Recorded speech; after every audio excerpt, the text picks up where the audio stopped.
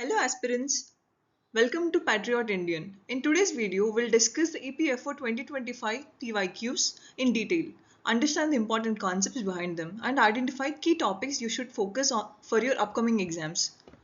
Since EPFO vacancies are about to come and English is very important determining factor for this examination, around 20 questions in general you'll have. Let's go through all the PYQs that have come. So the first question, fill in the blanks in the following sentences with the most appropriate options given below. Look at the question very carefully. The evening looked dash against the stretched out sky. First option, the evening looked red, beautiful and soul quenching against the stretched out sky. Okay. And read the second option. The evening looked beautiful, red and soul quenching against the stretched out sky. Okay. And the third one, the evening looked soul quenching, beautiful and red against the stretched out sky. And look at the fourth option D. The evening looked beautiful, soul quenching and red. So, please comment what you think could be the answer. And the correct answer is the evening looked beautiful, red and soul quenching. So in these kind of questions, we in general we have determiners. That is, whenever you have to use multiple adjectives, the determiners are opinion, size, age, shape, color, origin, material, purpose and noun. Once again, opinion, size, age, shape, color, origin, material, purpose, noun. You have to remember this and अच्छे से याद कर लेना. तो यहाँ पे देखिए, look at this. Beautiful, it's an opinion. Red, color and soul quenching. It's a descriptive or qualitative quality. So you have to remember this. Easily you can solve these kind of questions. Look at the second question. Summers dash can be really hot at times. So make sure you stay hydrated. So what do you think could be the answer? Summers can be, summers could be, summers might be, summers may be. So the correct answer here is summers can be really hot at times. You people might be confused between summers can be and summers could be. Even I do. But here there is a simple logic that is like, in general, you use can whenever there is an ability or general possibility. Possibility जिसकी भी ज़्यादा हो उस kind of situations में हम can use कर सकते हैं. We can use can in those kind of situations. And I did give differences between could, may, might also here. Could talks about often conditional possibility. For example, it could rain tonight. It's conditional, like it could be, it could not be. But summers, every year summers would be coming and summers can be hot. So that is there. May, it's also a possibility, but and might, it's a weaker possibility. Okay, look at the third question here. I was wondering which festival dash we celebrate together this year. So, you people please comment below in the comment section what would be the answer करके. I was wondering which festival will we celebrate together this year. I was wondering which festival might we celebrate together this year. I was wondering which festival shall we celebrate together this year. I was wondering which festival do we celebrate together this year. So C and D are completely ruled out. So for most of the students would be stuck between two options, that is will and might. But यहाँ पे will नहीं use करना है हमें, might is a right answer. क्योंकि because I was wondering which festival might we celebrate together this year, because here I was wondering, it means like it's a possibility. I was thinking or hoping. So whenever there comes a possibility, then you will use might. Will means like for sure, surety. Okay. Look at the fourth question. I was dash exhausted by the end of the week spent in the library doing research work. Look at the options. I was exceedingly exhausted. I was inordinately exhausted. I was very exhausted. I was completely exhausted. In our day-to-day language also, like we use the word I was completely exhausted. So the answer is pretty clear here. I was completely exhausted, which means totally exhausted. And the other words, okay. Look at the fifth question now. They dash be very far away. I saw them a little while ago. They shall not be very far away. They cannot be very far away. They should not be very far away. They ought not be very far away. Uh, the option here is they cannot be very far. I mean, the answer here is they cannot be very far away because look at the second sentence. I saw them a little while ago. The person had seen them a little while ago, so there is a conformity, there is a surety. So they cannot be very far away would be the right answer. If you look at the explanation, because it is a logical impossibility based on strong evidence. Since the speaker saw them a little while ago, it is physically impossible for them to have traveled very far in such a short amount of time. Like I said, here there is a clear evidence, and depending on the evidence, the person is very sure that the other people cannot be very far away. Simple. Okay. So, in the next questions, we have okay, let's read it out.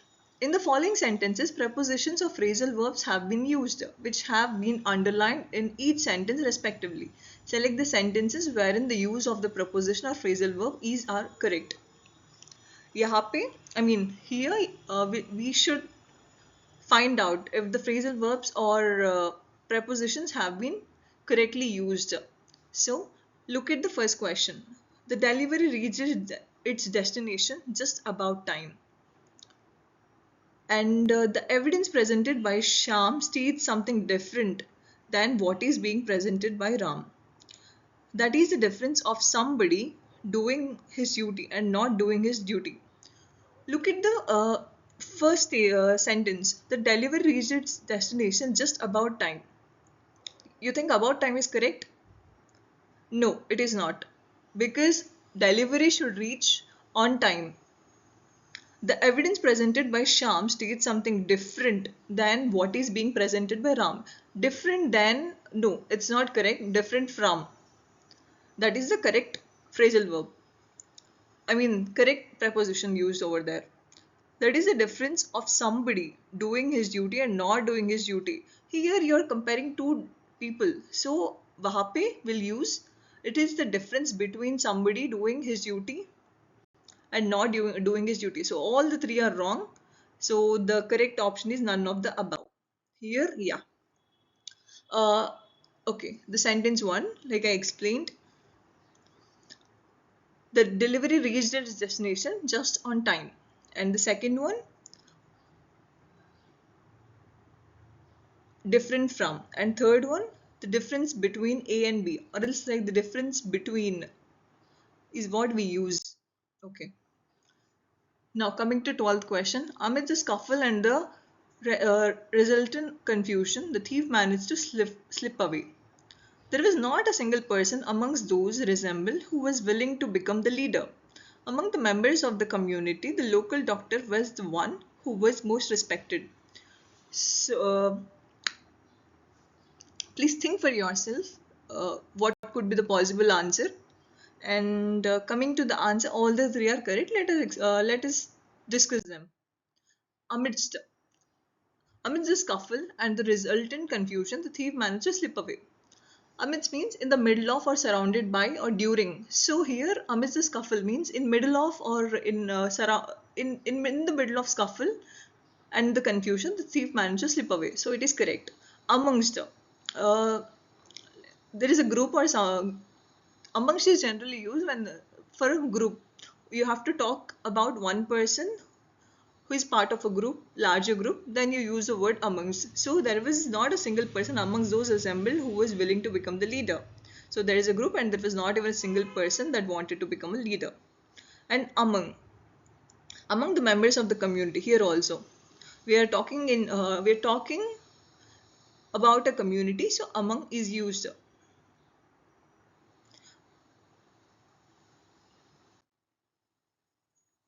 Raj's apartment was 3 floors underneath the Subramanian residence. Look at it very carefully and Think about it. Raj's apartment was 3 floors underneath the Subramanian residence. There was little space below the tin roof and the scaffolding for the squirrel to hide in. Inside the box was secret he had been searching for all his life. Uh, Look at the first sentence. Raj's apartment was 3 floors underneath. 3 floors underneath or floors below? You tell me in the comment section. Yes, it is 3 floors below because underneath is used when which is particularly placed right below, right beneath something. That is when you use underneath.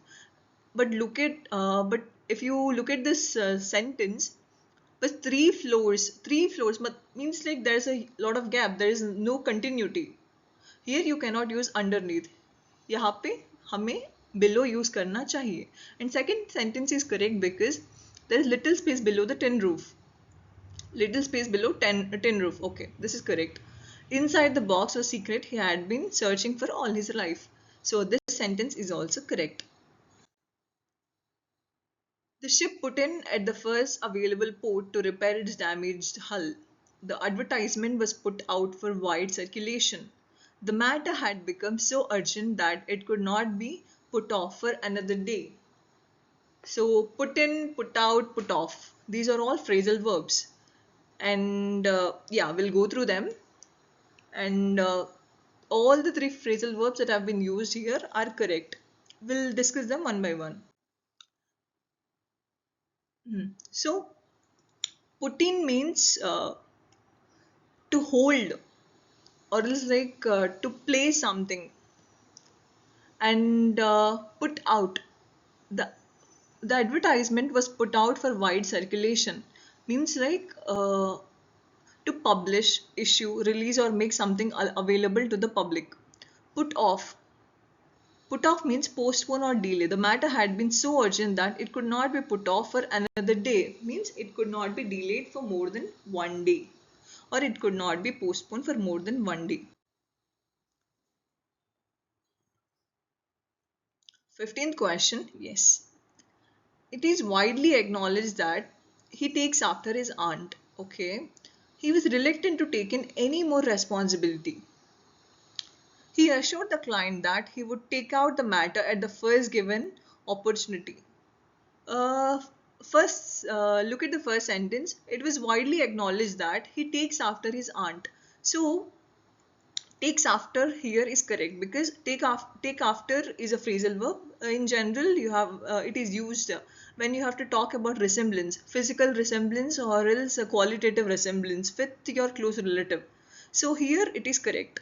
मतलब कोई इंसान है जो अपनी aunt के ऊपर गया हो, चाहे वो कुछ भी हो सकता हो, फिजिकली हो सकता हो या फिर कोई उसकी क्वालिटी हो सकती हो, कुछ भी हो सकता हो कि वो इंसान अपनी रिलेटिव पे गया हो.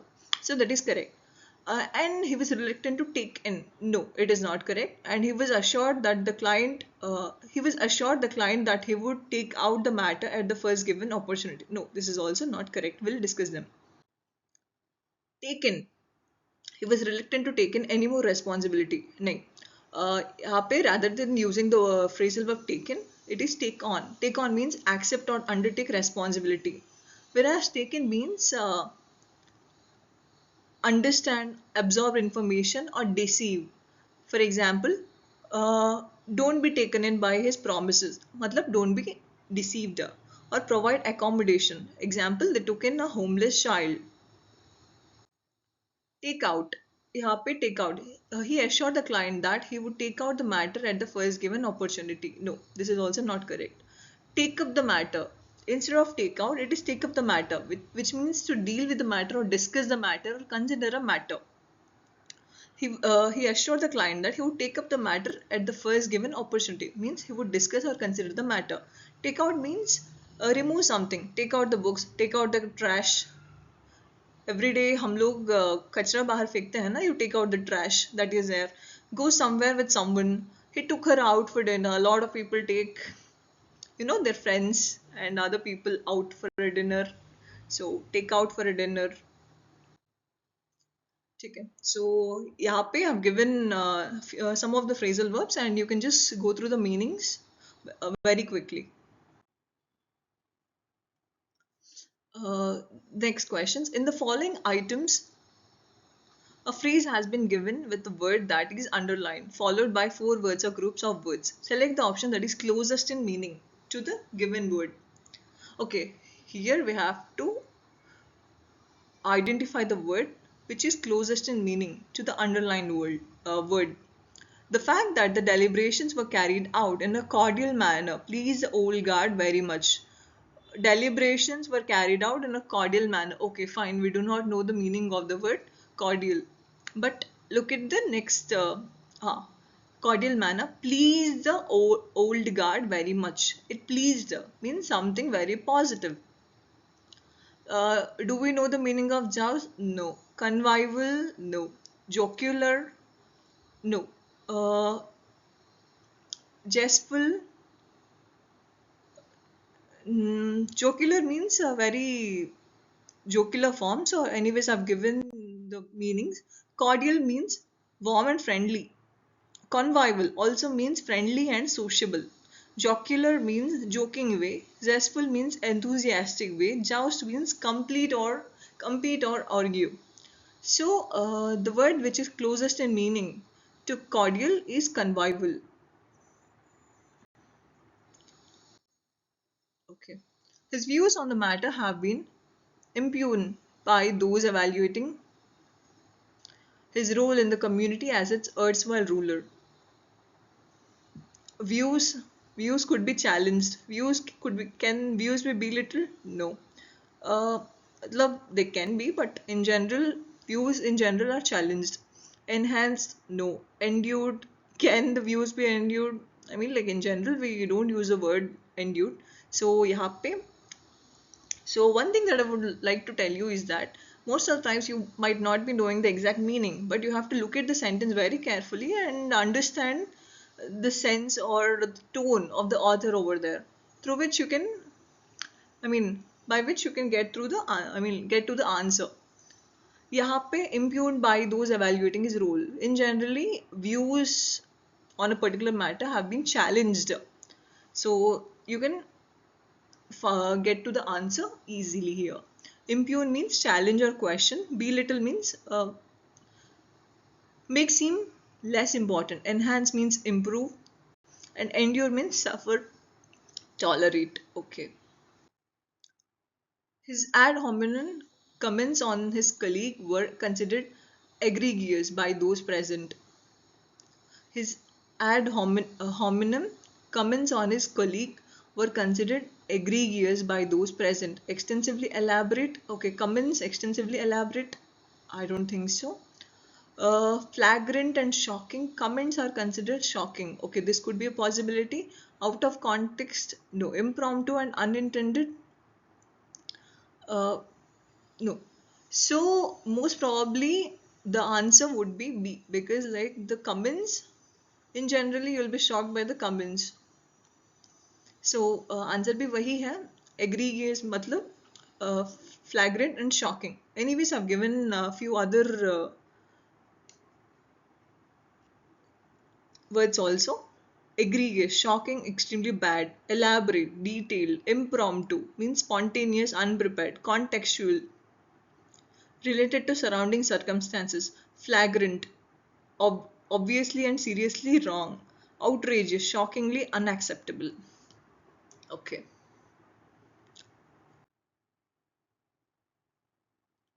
Once he began to savor the taste of true wealth, he abandoned all his erstwhile ideas regarding social welfare and was subsequently labeled an apostate. Once he began to savor the taste of true wealth, he abandoned all his erstwhile ideas regarding social welfare and was subsequently labeled an apostate.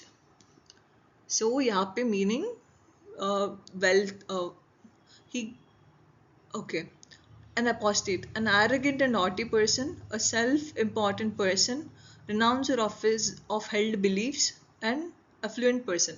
So यहाँ पे if you read the sentence very carefully, मतलब एक इंसान है, उसको wealth जब उसने देखना शुरू कर दिया तो पहले के जो उसके आइडियाज थे सोशल वेलफेयर के regarding उसको ही abandoned मतलब उसको उसने ठुकरा दिया. So यहाँ पे mostly पहले जो beliefs थे उसको उसने renounce कर दिया. So an apostate means a renouncer of held beliefs. Okay, it's very easy. मतलब if you understand the sentence or read the sentence carefully, you can get to the answer easily. Apostate, a person who abandons or renounces a previously held belief, religion, ideology, or cause. Okay. Question number 20. The debate around the corporeity of the soul presents a compelling paradox. Debate around corporeity of the soul, the quality of physical existence, okay, collective consciousness embodied in divinity, and corpuscular existence. Corporeity in general means quality of physical existence. I hope it is clear to you all, and please let us know in the comment section. Thank you.